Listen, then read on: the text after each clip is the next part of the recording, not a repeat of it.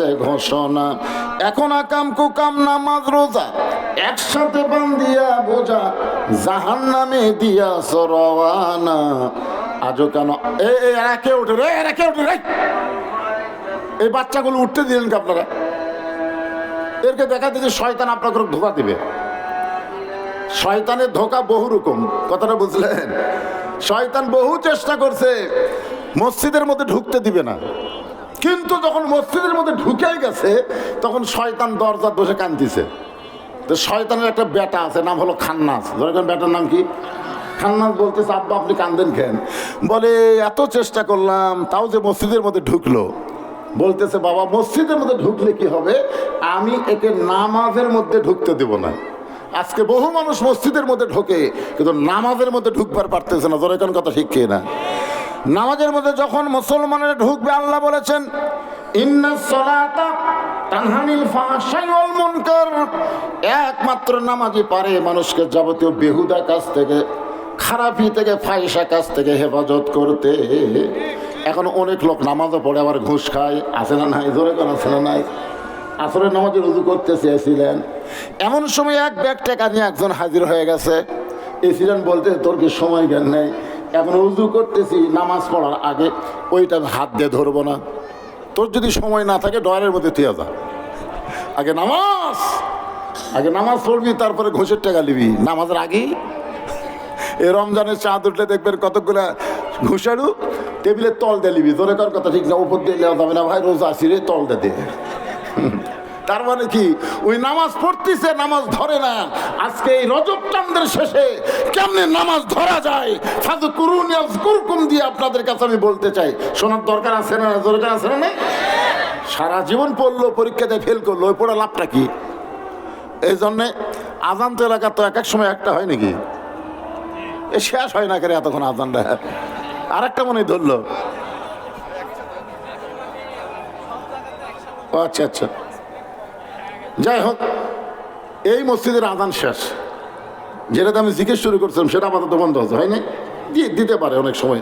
মাদ্রাসা মসজিদের ছাত্রদের লেখাপড়ার জন্য আজান পরে দেয়, এরকম আছে না নাই? মাদ্রাসা মসজিদ যেরকম আমার মাদ্রাসার মসজিদে আজান আমরা সব জায়গায় এসা হওয়ার পরে 1 ঘন্টা পরে দিই, কারণ ছাত্ররা আজান দিলে তো নামাজ পড়বার যাবে না, এই জন্য 1 ঘন্টা পরে আমরা আজান দিই। আজকেও মনে করবেন এটা একটা মাদ্রাসা, জোরে এখন ঠিক কিনা? আপনার হলেন ছাত্র, কিছু সময় দিন আমি হলাম ওস্তাদ। এটা মাদ্রাসা মসজিদ মনে করে 1 ঘন্টা পরে হবে, অসুবিধা আছে? কথা কোনো অসুবিধা আছে? জামিল মাদ্রাসা আজান কি এখন হচ্ছে? হ্যাঁ, 1 ঘন্টা পরে হবে, কারণ আগে শিখাও। 7 বছর থেকে আমাদের তালিম দেওয়া লাগবে, জোরে কোন কথা শিক্ষার আগে শিখাও, তারপরে ধরো। তো না শিখতে ধরবা, 1 লোক কালে সমান এরকম লোক তোলে। আমি করলাম নামাজ শেষ করে, কে ভাই এটা কি? তো তাই হুজুর সবাই করে, আমিও করি, মানে সগলি তোলে উনিও তোলে। কি ওই শিখছে? ওই কথা কান শিখছে, ওই শর্টকাট মারতেছে, তার মানে কি? হিন্দু বলতেছে কে ভাই, তোমাকে মসজিদে ধার আমি মাঝে মধ্যে যাই, তোমাকে ইমাম যে সামি আল্লাহ হুলিমান হামিদা কয়, হামিদা কার বউ? তো মুসল্লি বলতেছে ভাই হামও শুনি রে, মনে হয় ইমামের বউ হবি না চাচি হবি, কে যে হবি? আপনারা বলেন তো, হামিদা কারো নাম? হামিদা মানে কি এটা জানে না। এইরকম বহু লোক নামাজ পড়তেছে, কিন্তু কাম হবি না তো। একটু মনোযোগ দিয়ে শুনবেন, কোন জায়গায় কথা রাখছে মনে আছে আপনাদের? আপনারা ভুলে গেল, আল্লাহ পাক আমাকে ভুলাই দিবে না। জনগণের হেদায়েতের স্বার্থে আল্লাহ যেন আসল কথাগুলো বলার তৌফিক দেয়, জোরে বলেন আমিন। ওয়াশকুরুলি ওয়ালা তাকফুরুন। আল্লাহ বলে নূহ রে, ওই বুড়িটার খবর কি? নূহ বলতেছে আল্লাহ আমার মনই নেই। অনেকে কয় না হুজুর আমার কোনো চিন্তা নাই, আমি বাবা ধরছি, আমি পীর সাহেব ধরছি, হুজুর আমার কোনো টেনশন নাই হুজুর। অনেকে বাবা কাবা ধরার লোক আছে না নাই? জোরে করে আছে না নাই? এই কিছুদিন পর যাওয়া শুরু হবে, ট্রাকত করে গরু নিয়ে, ট্রাক ভর্তি গরু। কেরে বাবা কোথায় যাচ্ছেন? হুজুর দোয়া করবেন, বাবার দরবারে যাচ্ছি। বাপ মা বুড়া বুড়ি আছে হুজুর, বুড়া বুড়ি আছে। বাপ মা হলো বুড়া বুড়ি, আর ওই বাবার দরবারে যাচ্ছে। আপনার বলেন তো আর জন্মের ঠিক আছে? নিজের বাপ মারে বুড়া বুড়ি কয় আর বাবার দরবারে যায়। বাবা ধরছে, পীর ধরছে, আমি পীরের বিরুদ্ধে ওয়াজ করি না, আমরা ইমামকে ধরেছি, ইক্তেদাই তো বিহাদাল ইমাম, ইমামকে ধরেছি ততক্ষণ পর্যন্ত ইমাম যতক্ষণ নবীর তরিকা মোতাবেক নামাজ পড়াবে। জোরে কোন ঠিক কিনা? আসরের 4 রাকাত নামাজে ইমাম যদি 3 রাকাত বসে, আমরা কিন্তু আর ধরে থাকবো কে রে? ইমাম 3 রাকাত বসেছে, ডবল টাইটেল পাস দাওরা পাস, আজকে ধরে বসে থাকে, আল্লাহ কয় নামাজ বাদ। ইমাম যদি ভুল করে লোকমা দে, বিশ্বাস যদি নবীর তরিকা বাদ দিয়ে নিজে একটা তরিকা বানাই, ওই পীরকে বাদ দেওয়া লাগবে।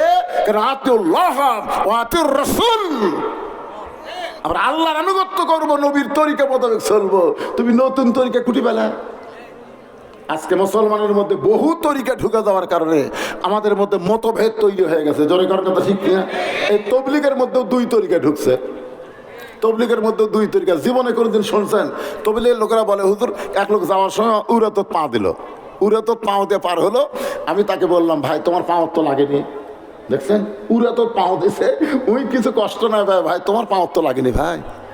এমন একটা নরম দল এবার খুনাখুনি হলো। জোরে কোন কথা ঠিক কিনা? তার মানে কি বোঝা গেল? তরিকা বাদ দিয়ে নিজের তরিকা যদি কেউ বার করবার চাই, তখন দেখবেন সেখানে শান্তির বদলে অশান্তি চলে আসবে।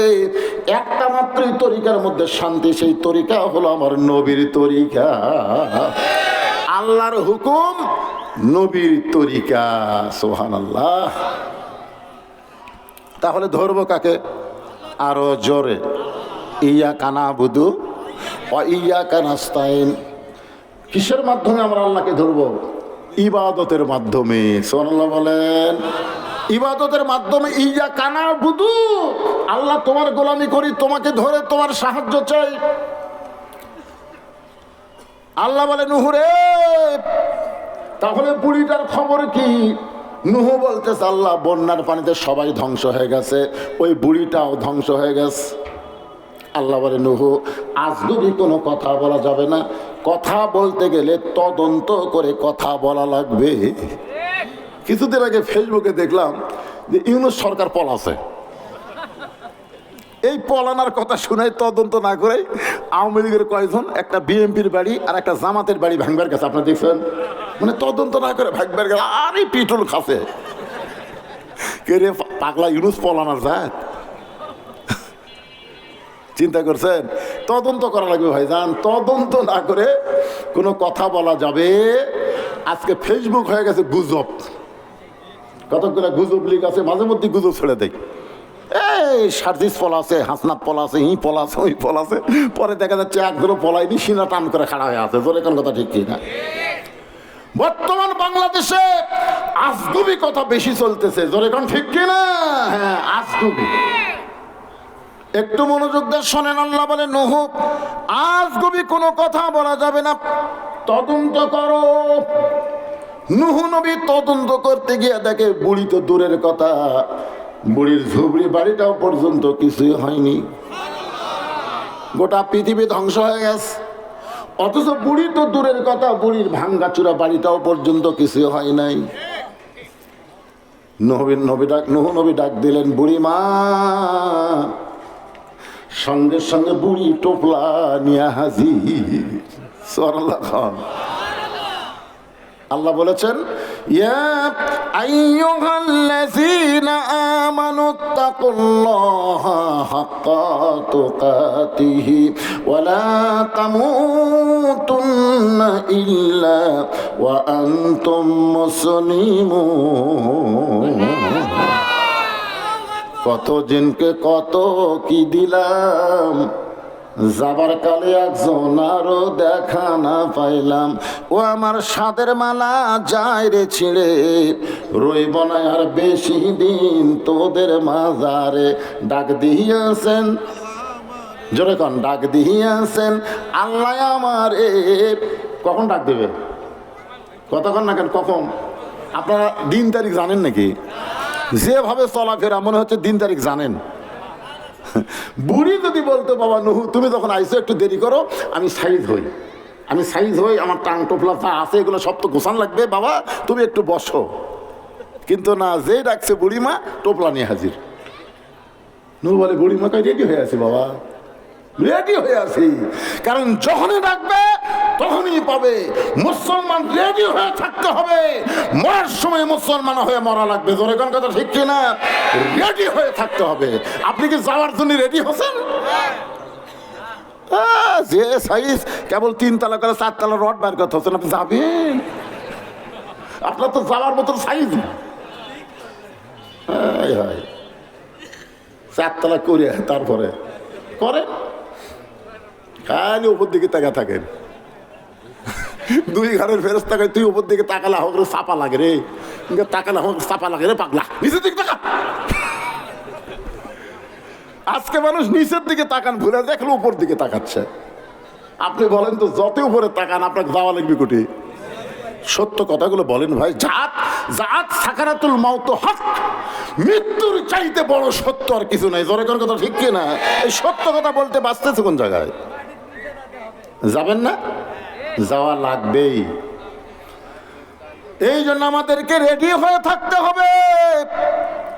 যে কোনো সময় আমাদের ডাক পড়তে পারে, যে কোনো সময় ডাক পড়তে পারে। আল্লাহ বলেছেন মুসলমান না হয়ে তোমরা মৃত্যুবরণ করো না। মুসলমান হয়ে যদি মরতে চায়, বর্তমান যে বাংলাদেশ চলতেছে এই বাংলাদেশ রাখা যাবে না, বাংলাদেশকে পাল্টান লাগবে। মানুষের কোনো আইন চলবে না, আমার আল্লাহর কোরআন আইন দিয়ে বাংলাদেশ চলবে। এখন অধিকাংশ মুসলমান মুনাফিক হয়ে মরতেছে, কারণ মসজিদের মধ্যে আল্লাহর আইন, সমাজের মধ্যে মানুষের আইন। আপনারা বলেন তো, মসজিদ আপনি আল্লাহর আইন মানলেন, আওয়ামী লীগ বিএনপি জাতীয় পার্টি জামাত এক কাতার করলেন, আর মসজিদ থেকে বের হয়ে 14 দল 20 দল হয়ে গেলেন। অথচ আল্লাহ বলতেছেন ওয়াতাসিমু বিহাবলিল্লাহি জামিআ ওয়ালা তাফাররাকু, তোমরা দলাদলি করো না, তোমরা একতাবদ্ধ হও। আল্লাহ নবীর ব্যাপারে তোমাদের মধ্যে কোনো মতভেদ থাকবে না। মসজিদ যেমন আল্লাহর বিশ্বাস করো, গোটা বাংলাদেশও আল্লাহর বিশ্বাস করা লাগবে। তাহলে কি দেখাচ্ছেন? হুজুরে দেখতেছেন না এই সাইটে এগুলো সব আমার হুজুর, আমি একটা বাসার থাকি আর 10টা ভাড়া দিছি। ওই সাইট আমার ভাইয়ের, ওই সাইট আমার চাচার। তো সবই যদি তোমাকে হয় আল্লাহর, তাই আল্লাহটা দেখতে গেলে 2 মিনিট হাঁটা লাগবে হুজুর। 2 মিনিট হাঁটাতে মসজিদের সামনে যা বলতেছে এখানেও আল্লাহর কিছু ছিল না হুজুর, এখানেও আল্লাহর কিছু ছিল না। আমার চাচা দয়া করে আল্লাহ 10 শতক দান করছে, আর আমরা টাকা পয়সা দিয়ে 2 তলা বেনে দিছি। ফেরেশতাকে আল্লাহ, এই দেশের নাম কি? এই দেশে তোমার মতন গরিব কেউ নাই। ওর চাচা দান করছে দেখে জায়গা পাচ্ছ, আর ওরা টাকাতে ঘর বেনে দিছে। আরে পাগলা, তোমার 5 তলা বিল্ডিং করতে তুমি একটা দিনও ভিক্ষা করলা না, তুমি একদিনও বললা না ভাই আমার 4 তলা 4টা গেছি ভাই 10 বস্তা সিমেন্ট চাই। তুমি কোনোদিনও মানুষের কাছে একটা পয়সা চাওনি। নিজের টাকাতে তুমি যদি 5 তলা 7 তলা বিল্ডিং করতে পারো, আর আল্লাহর ঘর করতে গিয়ে তুমি এত ফকির হলা কেন? তোমার কাছে যখন যা বলতে যে ভাই মসজিদে 10 বস্তা সিমেন্ট লাগবে ভাইজান, 10টা বস্তা সিমেন্ট লাগবে, তখন আপনি বলতেছেন ভাই বাড়ি করতে গিয়ে হাত টান পড়ে গেছে, বাসা করতে গিয়ে হাত টান পড়ছে ভাই, আমি দিবার পারতেছি না। 2 কান্দের ফেরেশতাকে আল্লাহ, এই শয়তানের কান্দর থেকে আমরা লেখমো কি? যেই বাড়ি থাকতে পারবে না সেই বাড়ি করতে গিয়ে ওর টান পড়ে গেছে দেখে মসজিদে 10 বস্তা সিমেন্ট দিল না, এর কান্দ আমরা লেখমো কি? এই শয়তানের কান্দ আমরা থাকবো না। আল্লাহকে থাক থাক থাক, এই মুসলমান হবি না মুনাফিক হয়ে মরবি, মরার সময় তোরা সাক্ষী নিয়ে আমার কাছে আসবি। কি আজকে যদি আপনাকে বলা হয় যে মসজিদের জন্য কিছু দেন তো, দান বাক্স যেই মুখের সামনে গেছে ওর পকেটের দিকে খেয়াল করে দেখছে 500 টাকা আছে, 200 টাকা আছে, 100 টাকা আছে, 10 টাকা নাই। যেই 10 টাকা নাই মারিয়া দিছে, চৌচো করে 2 জন পার হয়ে গেছে। ওরা 2 জন বলতেছে আল্লাহ তো গ্রহণ করুক রে, তুই এমন ঠেলা মারলো আমাকে দেওয়া লাগলো না। ফেরেশতাকে আল্লাহ দান বাক্স ঠেলা মারলো, রেজাল্ট কি? আল্লাহ কই দান বাক্স ঠেলা মারেনি, এই জান্নাত ঠেলা মারছে। জোরে কোন কথা ঠিক না? জান্নাত। কি মনে করতেছেন মসজিদে আপনি দান করবেন, আল্লাহ আপনার টাকা নিয়ে আপনাকেই দিবে, আপনার নামে জান্নাতে একটা কামরা বানিয়ে দিবে। জোরে কোন সুবহানাল্লাহ। আর টাকা চালি আছে ওয়াজ না দেন, অসুবিধা নেই। কি দরকার ভাবজান মসজিদে? কি দরকার? মসজিদের কাজ দোতলার জন্য আমি একটা লাইন পাঠাগার করা লাগবে। মানে আমার জামাই এখানকার খতিব, তো ওটার কায়দা নেই। এখন উঠবেন, ওঠেন, টাকা দেওয়ার ভয় আপনি ওঠেন, ওঠেন, কুটে কুটি যাবেন সেই চিন্তা করেন, আপনি বাসার যাবেন না হাসপাতালে যাবেন সেই চিন্তা করেন। মানুষ তো যাওয়ার নিয়তে বহু জায়গা যায়, কিন্তু যাওয়া তো হয় না ভাই, হাসপাতালে কাতরায়। ধরে কোন ঠিক কিরে কিরে হাসপাতালে কেরে তুই না শ্বশুর বাড়ি যাবি কামারে ভাই, শ্বশুর বাড়িতে যাবার চাষলো ভাই, কিন্তু আসলে অটো ভ্যান মেরে দিছে ভাই, অটো ভ্যান মেরে দিছে, পাগলা তো কাল্লা হাসপাতাল নিয়ে যাবি, বাড়ি যাবো তো টেকা দেওয়ার ভয় লাভ তো ওঠেন। দেখি আজকে আপনারা কোথায় যাওয়ার পারেন, বাসার যান না হাসপাতালে যান, এটা আজকে দেখা হবে। আমি ওয়াজ করতেই থাকবো, অসুবিধা নাই, ওয়াজ আমার চলবে। আমার ওয়াজের পরে আজকে সারা জামাত হবে ভাইজান, কিন্তু মসজিদ কমিটির লোকজনকে বলবো একটু ব্যাগ নিয়ে রুমাল নিয়ে আপনারা ভিতরে যাবেন, আমার ওয়াজ চলতেই থাকবে। আর আল্লাহর পাগলেরা দান করতেই থাকবে। সাল্লাল্লাহু, যার যেমন সাধ্য হয়, যার যেমন সাধ্য হয়, যে পারবে 1000 টাকা 10 টাকা দিয়ে আপনি দায় সারা কাম করতে পারবেন না, আবার যে 10 টাকা দিবার পারবেন আপনি দিবেন, আল্লাহ ওইটাই আপনার জন্য কবুল করে নিবে। তাই ব্যাগ আলাদের বলবো একটু একটু ভিতরে নামেন। আর আপনাদের মধ্যে এরকম যদি কেউ থাকে যে হুজুর আমরা এই ব্যাগের মধ্যে দেবো না, আপনার হাতে 10,000 5,000 টাকা দেবো, তাহলে তারা এই দিক দিয়ে এসে দিবার পারেন, অসুবিধা নেই। মসজিদ কমিটির লোকেরা যদি দান করতে চান, আপনারাও 5 মিনিটের মধ্যে আদায় কমপ্লিট করে আমি যাব। বুড়ি কিন্তু টোপলা নিয়ে খাড়া হয়ে আছে, জোরে কোন কথা ঠিক কি না? আজকের বিষয় হলো ফাযকুরুনি আযকুরুকুম ওয়াশকুরুলি ওয়ালা তাকফুরুন। বাসার ভাই 20,000 টাকা লিল্লাহি তাকবীর। এটা কোন বাসার ভাই? আজকের মাহফিলের সম্মানিত বিশেষ অতিথি আমার বন্ধুবর আবুল বাশার সাহেব 20,000 টাকা ধরে বলেন মারহাবা। ভাইজান একজন ওঠেন না, টাকা দান করা ছাড়া ওয়াজ যদি বক্তা খালি ওয়াজ জানে না, আদায়ও জানে। অনেক আমাকে বলে হুজুর আপনি আদায় করে পারেন, কিন্তু আমি যে করি এটা দেয় না। ভিতরে খাতা কলম নিয়ে গেছে, আপনার যদি শরম লাগে ভিতরেই লোক গেছে, আপনার তার সাথে লিখে দিন, অসুবিধা নেই। ব্যাগের আদায় কমপ্লিট হয়ে গেছে, এখন আবার আলোচনা। নূহ নবী বললেন বুড়িমা বন্যা গজব শেষ হয়ে গেছে, গোটা পৃথিবী ধ্বংস হয়ে গেছে, কিন্তু আপনার ঝুবড়ি বাড়িটাও কিছু হয় নাই, আপনারও কিছু হয়নি। ও বুড়িমা আপনি গোপনে এমন কি আমল করেছেন যে আমল করার কারণে আল্লাহ পাক আপনাকে হেফাজত করেছে? গোপন আমল। নূহ নবী বললেন বুড়িমা এমন কি আমল করেছেন যে আমল করার কারণে আল্লাহ তাআলা আপনাকে হেফাজত করলো? বুড়ি বলতেছে নূহ রে, তুমি যখন আমাকে গজব শুরু হওয়ার আগে হাত ধরে নৌকায় উঠাবার চাইলাম, সেই সময় আমি কিন্তু তোমার প্রশংসা করি নাই, আমি প্রশংসা করেছি কার? ইমানের কলেমা গ্রহণ করার সাথে সাথে, ইমানের কলেমা লা ইলাহা ইল্লাল্লাহ নূহ নবীউল্লাহ এই কলেমা গ্রহণ করার সঙ্গে সঙ্গে আমার ইমান আমাকে বলে দিয়েছে বুড়ি রে, দুনিয়ার সবাই সবাইকে ভুলতে পারে, কিন্তু আল্লাহ কোনোদিন কাউরে ভোলে না। তাহলে আমরা জিকির করব কার? আরো জোরে, জোরসে বলুন। দাও দাও করে আগুন জ্বলতেছে, চড়কের উপরে আমাদের জাতির পিতা হযরত ইব্রাহিম বসে আছে, আর রশি ধরে বাবা আজর টানতেছে, রশি ধরে টানতেছে ছেলেকে বাঁচানোর জন্য না, আগুনের মধ্যে ফেলে দেওয়ার জন্যে। আগুনের মধ্যে ফেলে দেওয়ার জন্য বাবা আজ রশি টানতেছে, নিচে দাও দাও করে চুলার আগুন জ্বলতেছে, ইব্রাহিম নবীর চোখ দিয়ে দর দর করে পানি পড়তেছে। এমন সময় ফেরেশতা জিবরাইল বলে নবী গো এমন করে আপনি কাঁদবেন না, আল্লাহ আমাকে 600 পাখা দিয়েছে, একটা পাখার বাতাস দিব গোটা আগুনের চুলা সাগরের মধ্যে গিয়ে নিভে যাবে। আমাদের জাতির পিতা বললেন জিবরাইল তুমি কি মনে করতেছো আমি আগুনের চুলার ভয়ে কাঁদতেছি? তা কান্দি না, আমার কান্নার কারণ হলো দুনিয়াতে কোনো সন্তান যখন বিপদে পড়ে বাবা তাকে সাহায্য করার জন্য এগিয়ে আসে, কিন্তু ভাগ্য করে এমন একটা বাবা পাইছি যে বাবা সন্তানকে সাহায্য না করে সন্তানকে আগুনের মধ্যে ফেলে দিবার চায়। ইব্রাহিম এই কথা শোনার সঙ্গে সঙ্গে জিবরাইল বলে নবী গো আপনার বাবা যতই চড়ক টানুক রশি টানুক আপনাকে আগুনের মধ্যে ফেলে দিবার পারবে না, আপনি কেন বাবার চিন্তা করে কাঁদতেছেন? ইব্রাহিম বলে জিবরাইল শোনো, আমার বাবা মাকে দুনিয়ার নমরুদের আগুনের চুলার মধ্যে ফেলে দেবার চাই, কিন্তু এমন কতগুলো বাবা কিয়ামত পর্যন্ত পৃথিবীতে জন্ম নিবে যাদের সন্তানকে জাহান্নামের আগুনে তারা পুড়াবার যাবে। এমন কতগুলো বাবা আজকে বাংলাদেশে আছে, নিজে খালি নামাজ পড়ে, ছেলেগুলো নামাজ পড়ে না। এরকম বাপ আছে না নাই? জোরে কথা বলেন না কেন? আল্লাহ কোরআনে বলেছেন, কু আনফুসাকুম ওয়া আহলিকুম নারা। জাহান্নামের আগুন থেকে বাঁচতে গেলে একলা বাঁচলে হবে না পাগল, তোমার আহাল পরিবার নিয়ে বাঁচা লাগবে। এই কথা কার কথা বলেন? আজকে মসজিদে বাবা তুমি নামাজ পড়ো, তোমার ছেলে কি করে, তোমার মেয়ে কি করতেছে? অনেক স্বামী আছে দেখবেন দুপুরবেলা বাড়ি গেছে, এখন 3 তরকারিতে ভাত ডাইনিং টেবিলে, স্বামী কিন্তু জোহর নামাজ পড়ে এসে দোয়া পড়তেছে, আল্লাহুম্মা বারিক লানা ফি মা রাযাকতানা ওয়া কিনা আযাবান নার।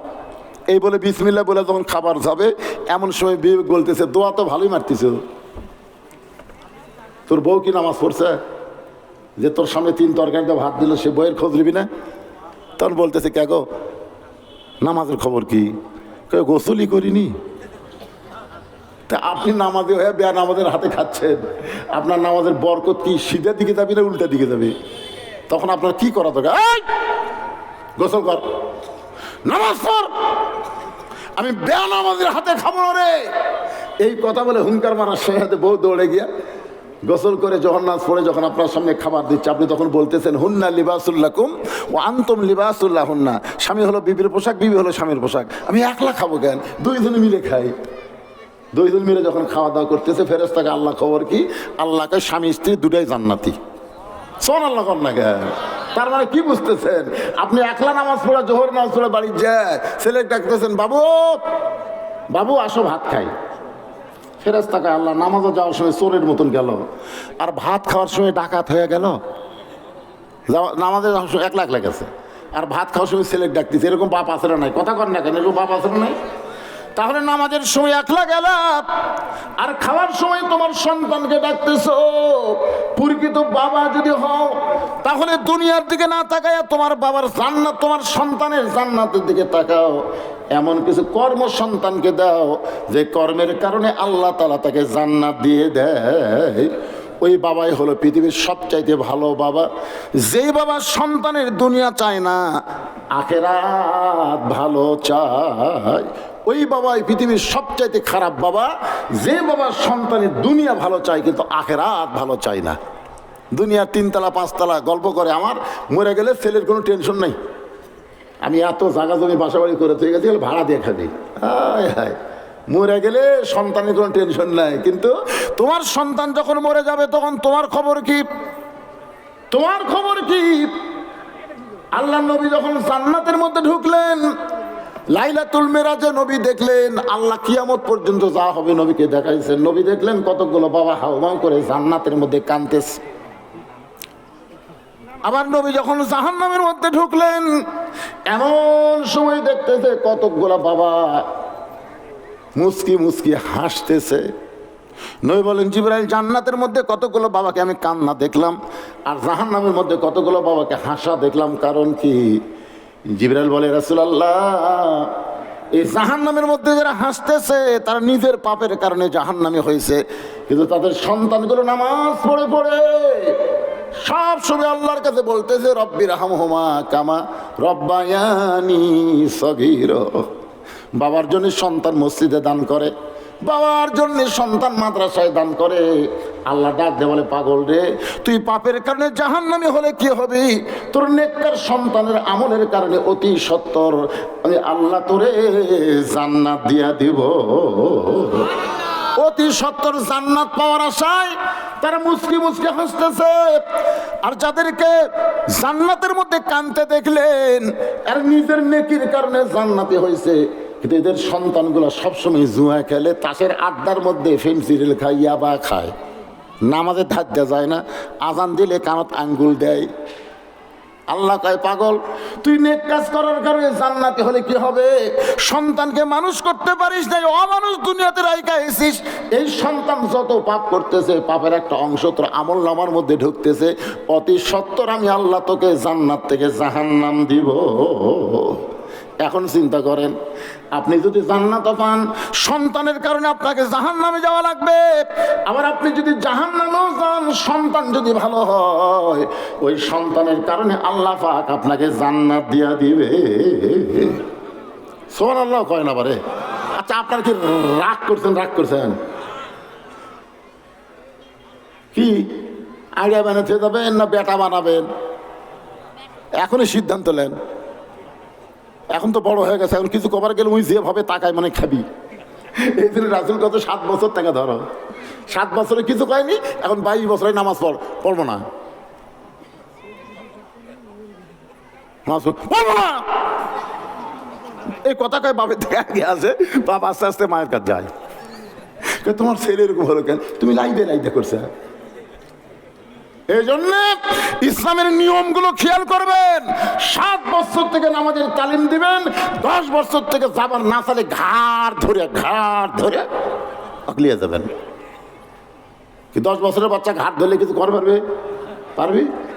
কিন্তু 22 বছর ঘাট ধরে যাবেন, একটু রাগ করে করলে আপনার দিকে 1 ধাপ আগে আসে, আপনি 2 ধাপ পিছনে যান। একটু মনোযোগ দিয়ে শুনবেন। জিবরাইল বলে, ওগো আল্লাহর নবী, আপনি যদি চান, আল্লাহ আমাকে 600 পাকা দিয়েছে, 1টা পাকার বাতাস দিব, গোটা আগুনের চুলা সাগরের মধ্যে গিয়ে নিভে যাবে। সঙ্গে সঙ্গে আমাদের জাতির পিতা হযরত ইব্রাহিম, ফাযকুরুনি আযকুরকুম, আগুনের চুলার উপরে বললেন, হাসবি আল্লাহু নিমাল ওয়াকিল অনিমাল মওলা অনিমান নাসির।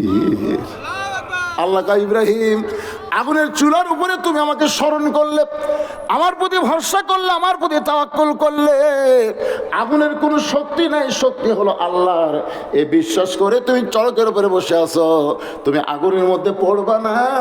তুমি আমাকে স্মরণ করার কারণে আমি তোমাকে স্মরণ করে বললাম, কুলনা ইয়া নারু কুনি বারদাও ওয়া সালামান আলা ইব্রাহিম। তাহলে সবসময় স্মরণ করবেন কাকে? আরো জোরে। আচ্ছা, ফাযকুরুনি আযকুরকুম দিয়ে আপনাদেরকে আমি জিকির স্মরণের কথা বললাম।